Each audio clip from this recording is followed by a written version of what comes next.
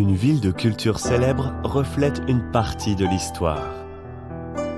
Ici se mêlent tradition littéraire, élégance, majesté et richesse historique. Les réalisations et la sagesse des grands hommes du passé brillent à travers les âges et profitent aux générations futures.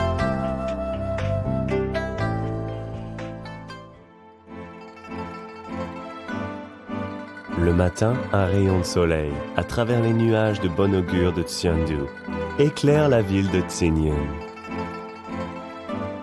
Cette ville doit son nom à un clan antique du nom de Xinyun.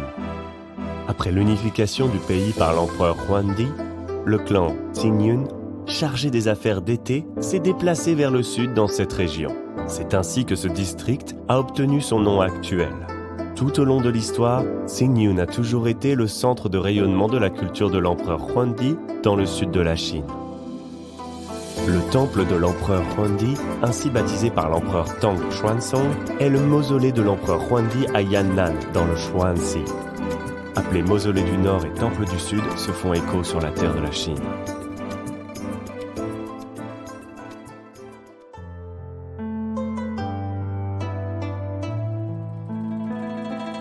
C'est le seul mausolée de l'empereur Huangdi enregistré dans les annales historiques, appelé autrefois Qiaolin. C'est le lieu où les empereurs et les célébrités d'antan vénéraient l'empereur Huangdi. Les rituels populaires en hommage à l'empereur Huangdi ont également été transmis jusqu'à nos jours.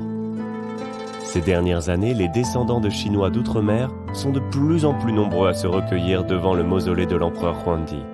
Telle l'eau qui retrace sa source, ils viennent de loin à la recherche de leurs racines. Aussi loin de leur pays natal qu'ils soient, ils n'ont pas oublié leur terre de naissance. Ce geste illustre les liens de sang qui unissent tous les descendants des empereurs Yandi et Huangdi et l'amour des enfants aux mêmes ancêtres pour la patrie. Quand les rituels des ancêtres sont terminés, ce qui ne disparaît pas, c'est l'amour du patrimoine culturel.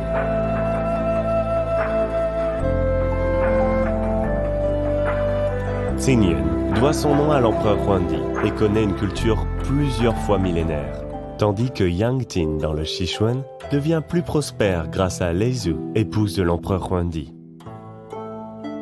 Historiquement, ce qui était exporté avec de grandes quantités de sel de puits étaient les produits en soie fabriqués à Yangting.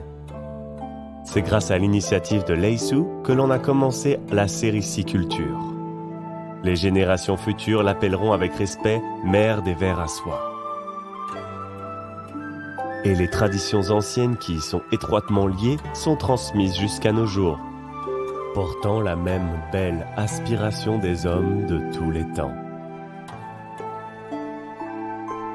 Quand les fils du temps sont de nouveau entrelacés, ce qui ne s'oubliera jamais, c'est la mémoire de Yangting, enracinée dans la campagne et devenue ville audacieuse.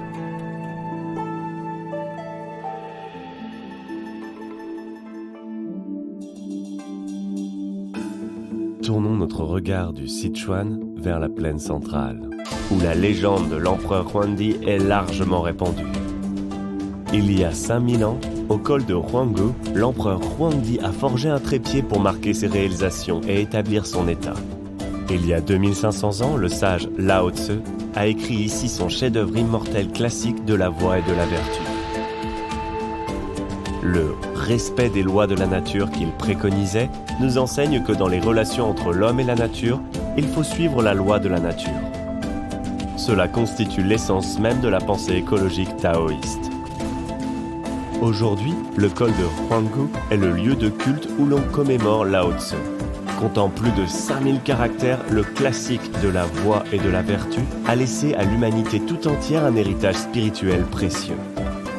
Et un tableau humaniste encore plus long et plus magnifique émerge lentement des profondeurs de l'histoire, se dévoilant peu à peu devant le monde.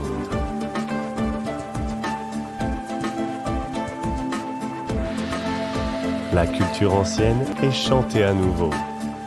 C'est la raison pour laquelle notre pays natal respire toujours la vie aujourd'hui. Tel est le sens de la transmission du patrimoine, tel est l'écho de l'histoire. La beauté de la Chine réside dans la sagesse d'une civilisation ancienne dans les profondeurs du temps.